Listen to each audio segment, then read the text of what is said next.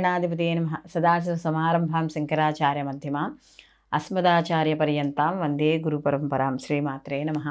ప్రేక్షకులందరికీ స్వాగతం. 2024 సంవత్సరంలో మనకి మొట్టమొదటి వచ్చే అమావాస్య.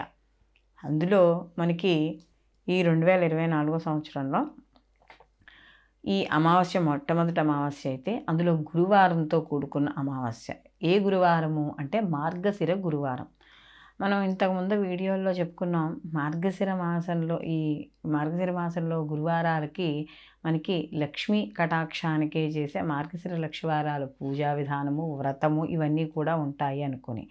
అయితే అమావాస్య అనేటప్పటికీ చాలామంది లక్ష్మీ కటాక్షానికే మనం ఈ అమావాస్య పూజలు చేయడం కూడా జరుగుతుంది. అంటే పౌర్ణమికి ఎలా చేస్తామో అలాగే అమావాస్యకు కూడా లక్ష్మీ కటాక్షానికి చేస్తారు. అయితే ఇక్కడ మన ప్రాంతంలో కన్నా ఇంకా తమిళనాడు కేసు అయితే ఇంకా విశేషం. అమావాస్య అనేది చాలా వాళ్ళు పుణ్యతిథిగా భావించడం అనేది జరుగుతుంది. అయితే ఇక్కడ 2 విషయాలు గుర్తుపెట్టుకోవాలి. ఈ 2024 సంవత్సరంలో వచ్చే ఈ మొట్టమొదటి అమావాస్య ఏదైతే ఉందో 11వ తారీఖున వచ్చే అమావాస్య, ఈ అమావాస్య ఇటు స్త్రీలు అటు పురుషులు ఇద్దరూ కూడా తరించడానికి, వాళ్ళ కుటుంబం ఆర్థిక పరంగా కావచ్చు, ఆరోగ్యపరంగా కావచ్చు, అన్ని రకాలుగా కూడా వృద్ధి చెందడానికి ఈ 11వ తారీఖు వచ్చే మనకి మార్గశిర అమావాస్య అనేది చాలా విశిష్టంతో కూడుకున్నది. కారణం అమావాస్య, గురువారము, ఆ రోజు లక్ష్మీ పూజ. అలాగే ఇక్కడ కానీ చూస్తుంటే సహజంగా మనకి పూజలు అనేటప్పటికి ఇవన్నీ కూడా సూర్యోదయానికి పూర్వమే మనం స్నానాదులు చేసుకొని శుచి అయ్యి ఒక మడి వస్త్రాన్ని కానీ లేకపోతే ఒక శుభ్రమైన ఉతికి ఆరేసిన వస్త్రాన్ని కానీ ధరించి పూజ అనేది చేసుకుంటాం. అయితే ఇక్కడ మగవాళ్ళు చేసేది ఏమిటంటే సూర్యోదయం తరువాత పితృదేవతలకు సంబంధించిన తర్పణాలు వదలడం అనేది జరుగుతుంది. అందుకని మనం పితృతర్పణాలు వదులుతారు, తిల తర్పణాలు వదలడం ఇవన్నీ కూడా చేస్తూ ఉండడం అనేది జరుగుతుంది. అయితే ఇక్కడ గురువారం వచ్చింది కాబట్టి మార్గశిర గురువారంలో మనం కొన్ని నియమాలు చెప్పుకున్నాం ఇది వరకు ఇంతకు ముందు వీడియోల్లో కూడా. ఏమిటి? గురువారం నాడు తలకి నూనె పెట్టకూడదు, తల అంటుకోకూడదు. అలాగే ఈరోజు నూనెతో దీపం వెలిగించరాదు, ఆవునేతితో దీపం వెలిగించుకోవడం.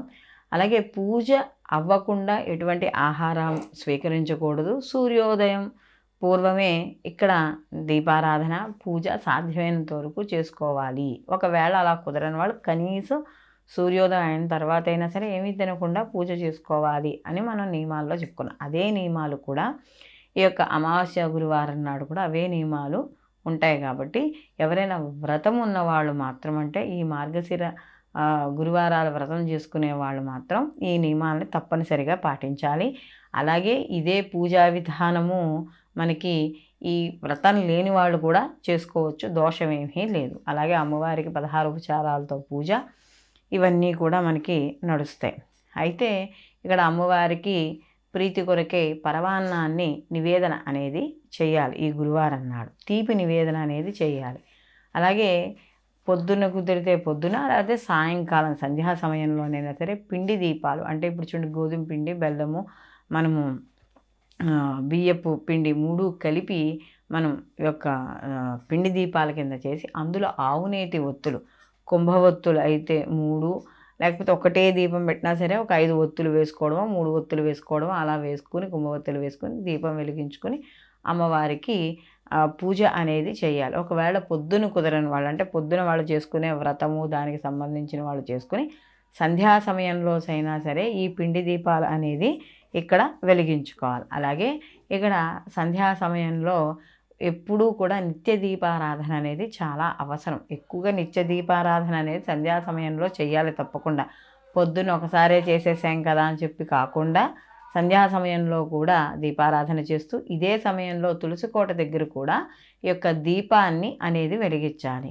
అలాగే ఈరోజు ఎవరైనా ఆరోగ్యం గురించి కావచ్చు, లేకపోతే ఏవైనా ఈ యొక్క శనికి సంబంధించిన పీడలు కానీ, లేకపోతే ఏవైనా లేకపోతే ఏవైనా అనారోగ్య సమస్యలు కావచ్చు, ఆర్థిక సమస్యలు కావచ్చు, ఏవైనా సరే ఉన్నవాళ్ళు ఆవు నూనెతో దీపం అనేది, దీపారాధన అనేది మనం ఈ యొక్క సింహద్వారం బయట చేయాలి. లేదా మాకు ఇలాంటివి బయట మాకు అపార్ట్మెంట్లో ఉంటున్నామండి, అలాంటివి మాకు కుదరవు అని అనుకున్నప్పుడు కనీసం ఉదయం పూటైనా సరే ఈ యొక్క రావి చెట్టు దగ్గరికి వెళ్ళి, ఏదైనా గుళ్ళో రావి చెట్టు దగ్గరికి వెళ్ళి అక్కడైనా సరే ఈ ఆవ నూనెతో దీపం అనేది అక్కడ వెలిగించడం ద్వారా ఏవైనా హెల్త్కి సంబంధించిన ఇష్యూస్ ఉన్నా, లేకపోతే ఆర్థిక పరంగా ఇబ్బందులున్నా, లేకపోతే మానసికంగా కావచ్చు, ఎటువంటి సమస్యలు లాంటివి ఏమైనా మనకు అనుకోని సమస్యలు ఉన్నా ఇలాంటివన్నీ కూడా తొలగడం అనేది జరుగుతుంది. అయితే ఈ ఆవ నూనె ధూపం ఇదివరకు కూడా మనం ఒకసారి చెప్పుకోవడం అనేది జరిగింది దీని గురించి. అలాగే నేను ప్రతి చెప్పే రెమెడీస్లో కూడా ఒక్కోసారి ఇవి చెప్పడం కూడా జరుగుతుంది. రావి చెట్టు దగ్గర ఆవ నూనెతో దీపం పెట్టండి అని చెప్పి. అలాగే అది రావి చెట్టు దగ్గర కూడా 11 ప్రదక్షిణాలు ఎందుకు చేయమంటారు అంటే ఆక్సిజన్ లెవెల్స్ ఎక్కువగా ఉంటాయి. దాని ద్వారా మన శరీరంలో అక్కడ ప్రదక్షిణాలు, రావి చెట్టు చుట్టూరా ప్రదక్షిణాలు చేయడం ద్వారా, లేదా రావి ఆకును ఉపయోగించడం ద్వారా ఏమవుతుందంటే దాంట్లో ఆక్సిజన్ లెవెల్స్ ఎక్కువగా ఉండడం వల్ల మనకి శరీరంలో ఏవైనా రుగ్మతలు ఉంటే తొలుగుతాయి. ఎందుకంటే ప్రతి వాళ్ళకి బ్రీతింగ్ అనేది చాలా ఇంపార్టెంట్ కదా. అంటే శ్వాస నిశ్వాసల్లో ఎటువంటి దోషాలు అనేది ఉండకూడదు. అలాంటి దోషాలని ఈ రావి చెట్టు గాలి అనేది తీసేస్తుంది.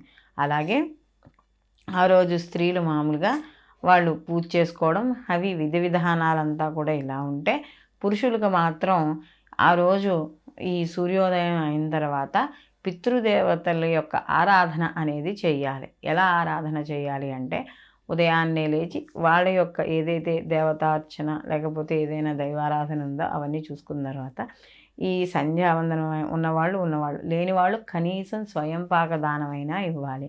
లేదు వాటికి వాళ్ళ తల్లిదండ్రులకు సంబంధించి ఏదైనా వస్తువు ఇష్టమైతే ఆ వస్తువును దానం చేయడమో ఇలాంటివి కూడా చేసుకోవచ్చు. అలాగే కొంతమంది అయితే ఎలాగా ఇంట్లో ఆ తిథిలో ఎవరైనా కాలం చేసిన వాళ్ళు ఉంటే ఇక్కడ వీళ్ళు ఈ శ్రాద్ధాది కర్మలన్నీ కూడా చేయడం అనేది జరుగుతుంది.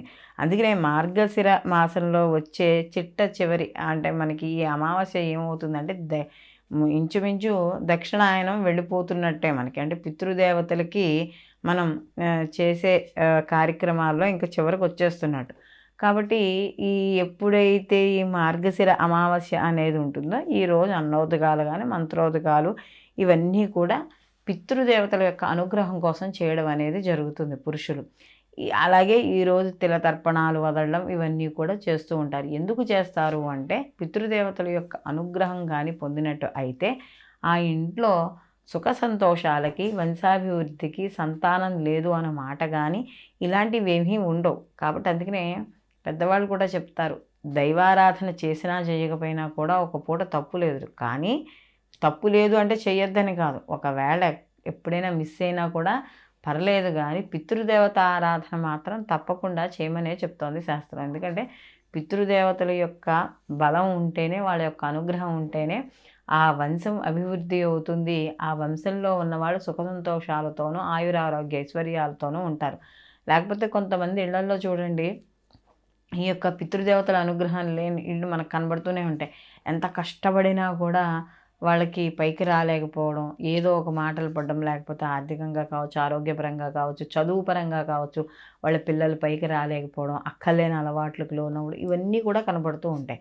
సో ఇలాంటి వాటి నుండి కా అంటే బయటపడాలి అంటే పితృదేవతల యొక్క అనుగ్రహం తప్పనిసరిగా ఉండాలి. కాబట్టి ఈ యొక్క పురుషులైతే ఈ యొక్క మనకి మార్గశిర అమావాస్యని ఈ విధంగా సద్వినియోగం చేసుకోవాలి. కాబట్టి ప్రతి ఇంట్లో కూడా స్త్రీ పురుషులిద్దరూ కూడా సమానంగా ఇటు దైవారాధన అటు పితృదేవత ఆరాధన అనేది చేసుకోవాలి. సర్వేజన సుఖినో భవంతు, లోకా సంస్థ సుఖినో భవంతు.